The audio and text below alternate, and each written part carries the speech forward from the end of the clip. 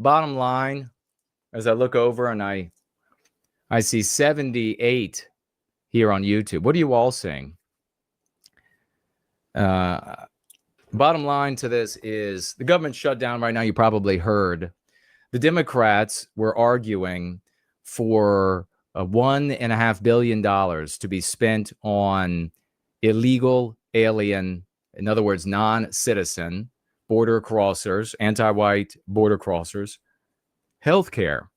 And of course, is infinitely unfair to have a situation where you and I have to pay for healthcare, but they don't have to pay for healthcare. It's being paid for by us. And it's been this way for a very long time. And it's through various avenues. You'll have to check it out for yourself, not just the particular avenue that they're talking about right here.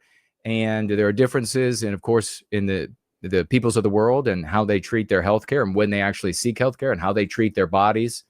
The white race had a very healthy approach to our temples, the temple of our body. And you can look at old photographs, look at the videos of our beaches before anti-whiteism had corroded our norms for physical fitness. And your average person was lithe and svelte and fit to various degrees out on the beach. The beaches were covered in handsome white people, and it was a marvelous thing to behold. And of course, now we see the white race having our sensibilities bent, destroyed, infected by anti-whiteism, fat now, gluttonous, ugly, these islands of selfish individualism, poisoning themselves. But when it comes to getting treatment for an illness or what have you, it would seem that many from other places in the world, they use the emergency room. They use the hospitals. And it's probably something that you are inclined to do, especially if you're not paying your bill or all of your bill. We probably have all been at the hospital. I know I have numerous times, regrettably, as a very physical young man. I made many a trip to the emergency room and saw firsthand anti-white, non-white people filling out the paperwork there for somebody else going to take care of their bill. I have to sit down and I got to provide the insurance. They won't see me. You've probably had the same experience.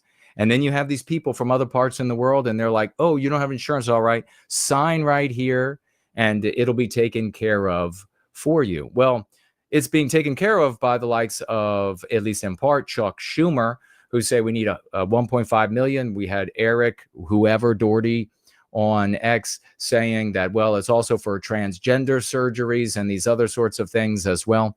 But there's something else that not many people are talking about.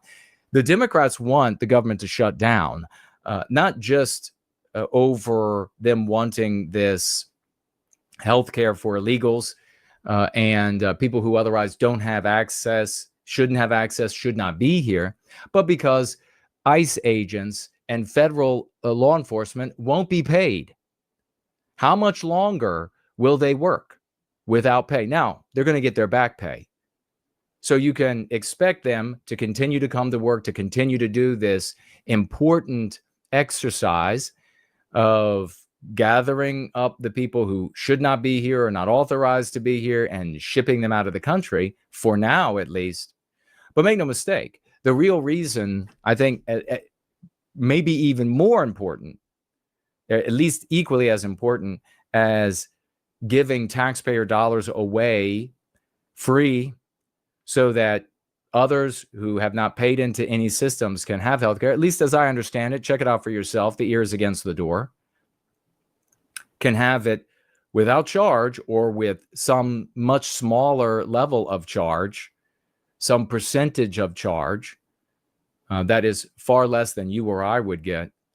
Also, this element of pay not going to federal law enforcement, which is grievously afflicting anti-whites across the country. They definitely want them to stop being paid. So this is where we are now. There were 2 Democrats and an independent in the Senate who came over to vote with the Republicans.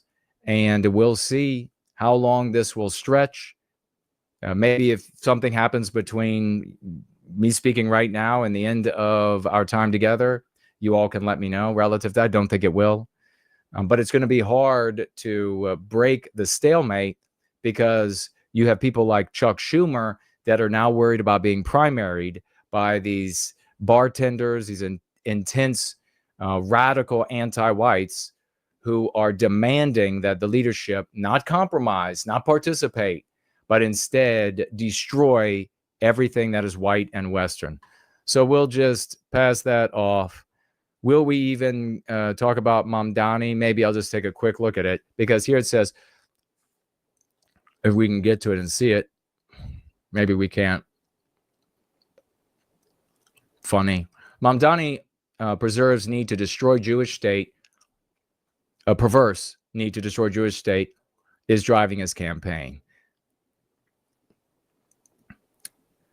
You see that he's looking more and more like he's going to end up winning the mayoral race in New York. Of course, he's not going to be able to carry out the most radically socialistic program there. That's really the difference between the Republicans and Democrats, is Democrats economically are more socialistic. Republicans, on the other hand, are more micro-socialistic, so that the money accrues to fewer and wealthier people. So laissez-faire capitalism, crony capitalism, and the like. But of course, we've talked about now for many, many decades, anti-whiteism's a movement into a darkening flesh tone of anti-whites has caused many anti-whites to begin to look at Jews, and in particular, the ones that run the state of Israel, Ashkenazi Jews, as white people as well, even though they know damn well and good they're not the same. As this happens, then criticisms, and this is an important point not to miss about all of this, is that you have these criticisms of Israel that are promulgating, and it's a consequence of two things. The fact that more and more anti-whites are brown or black or yellow, and colloquially speaking, and therefore, as I say, they're looking more at Ashkenazi Jews more as a white group deserving of the same hatred and persecution and etc. So their motivation is not anti-Jew or anti-Semitic, as the Jews would say it. Their real motivation is anti-white, anti-whiteism. They are misidentifying Jews, but it's still an anti-white motivation. Now, what's the other element to this? There's so many of these Jewsburgs out there are celebrating, and they are looking to the current crop of people who Jewsburg incessantly and saying, you did it. You finally did. You woke the whole world up to the Jews, the question of the Jews. This absolutely reductive attempt to understand the complexity of our victimization. And as it is reductive, it is the plaything of midwittery, of midgetwittery, of adults or people entering adulthood or who are socially stunted, more like children as a consequence. This ultimate reductive position is it's the Jews to handle our situation. But of course, they're not really concerned with our situation. Down deep, we find out when we examine their positions and what they celebrate, it's the victim and what they mourn or what they are upset by. It is, of course, the victimization of Jews born out of jealousy for various reasons, needing a scapegoat, etc. The other element that has really changed things and made this conversation about Jews much more maybe to some degree acceptable, or at least broachable, is October 7. It's the behavior of the Jews themselves in Israel. None of this conversation would be happening. Charlie Kirk wouldn't be talking about the Jews. Tucker wouldn't be talking about the Jews. Candace wouldn't be talking about the Jews. None of this would be discussed. None of it. All of this rank anti-Jew sentiment would still be in the squalid dens where it normally festers if it weren't for the behavior of the Jews relative to the Palestinians after October 7, 2 years ago. This is, if anyone can be credited with the conversation about the Jews, it's Netanyahu. If anyone can be credited with the promulgation and normalization of the conversation about AIPAC or ADL or Southern Poverty Law Center, it's Satan-Yahu. It's not some online spurg. We've had online spurgs forever. We had online spurgs with bigger audiences.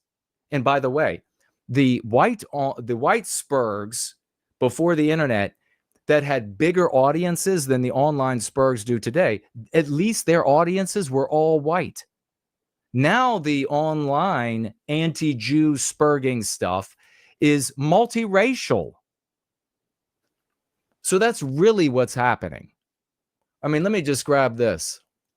Is this it? No, that ain't it. How about this? No. Where is it? Somewhere. Ah, here we go. Remember I told you all about Ted Pike? Well, I found him. Ted Pike tried to warn us all back in 1987. Hello, I'm Ted Pike, and this is my wife, Alin. Today, a foreign government, Israel, operates the most powerful lobby in Congress. This is AIPAC, the American Israel Public Affairs Committee. This conversation, and he had a colossal mailing list, has been ongoing for generations. Nobody today had initiated it. Nobody can be credited with people being aware, everybody being aware of it. And the only difference that's been made is the behavior of Netanyahu and the Israeli government.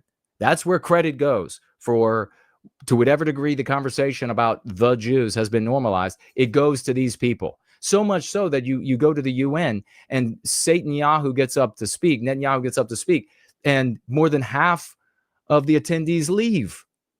It's because of their behavior, not because of internet spurgs. Through control of Congress, Israel demands and gets nearly $5 billion annually. No elected official dares criticize Israel for fear the Jewish lobby will accuse him of anti-Semitism, the kiss of death for any politician. The president also knows what Israel wants, Israel gets. To act otherwise is political suicide. So is this info new? Is this info new? This is 1987. It goes way back, obviously, before this. The mass media, founded and controlled primarily by Jews, manipulates the spigot of information out of which heartland America drinks. The message of this contaminated source is, if you criticize Israel, you are anti-Semitic. Be safe, keep your head down, or you are fair game for being knocked off by the Zionist shooting gallery. Yeah, 1987.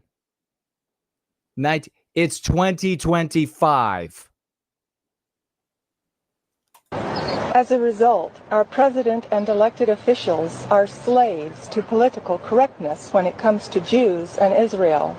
They cannot seriously criticize Israel, especially as the source of Mideast strife and terrorism. Oh, we thank God Nick Flynn has uncovered this for us. Thank God nobody even knew. Nobody ever even said anything. Thank God he did this. They cannot suggest an end of aid to Israel. They cannot even protest Zionist control of Congress. Hello, I'm Ted Pike. There are so many clips about this guy. So he was one at that time of the renowned Jew spurgs, hating on Jews. He was a pastor because they were born. And so now you have today Mamdani makes explicit his campaign is driven, perhaps more than anything, by an overriding hatred of the Jewish state. Now, of course, that's not the case. But to Jews who are concerned with the well-being of Jews, not all of them, but to some, that's what matters. And so therefore, that's going to be the argument. His main concern. This is how we have to think about white well-being.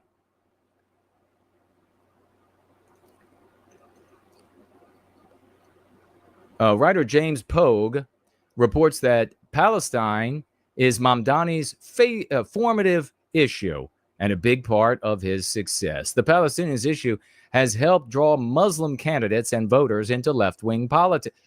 No, they were in left-wing politics already. How many radical Muslim people do you find in Republican circles, in conservative circles? They were there because they're so many of them, not all, obviously, are anti-white. Palestine is rapidly becoming the Vietnam before it, the key issue for a wider anti-establishment left-wing movement.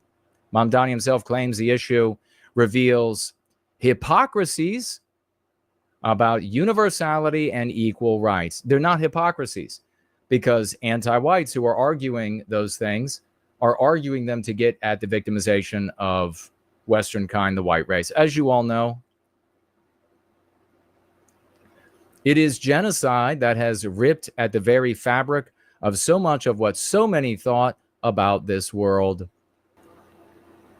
You are one of the people who, I'm going to be nice about it. If you're one of the people who have, Fornol has liked the stream over there on DLive. Thank you, brother. I appreciate it.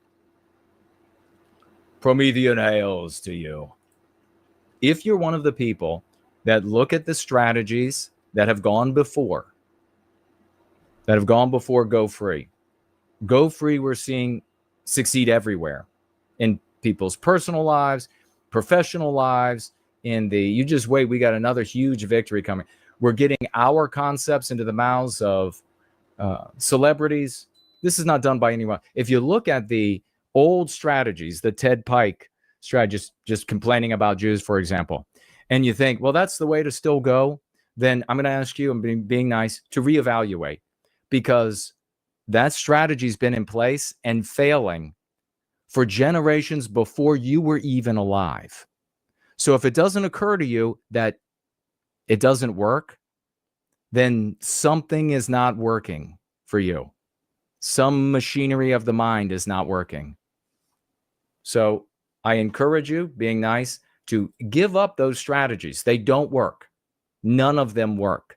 We are now at the point where Mamdanis are going to be the mayor of New York. We have radical, anti-white, Arab politicians running towns in Michigan, and they're blasting the prayers. We have the schools from the top down in the UK are deconstructing. The next project is to deconstruct the literal identities. If you can't see that all of that crap has failed, then you're, okay, I can't be nice any longer. You're a fucking vegetable. So abandon that shit, abandon it, and move on to something that works. Or just accept that you are a vegetable and you're too dumb to change course. Just accept it.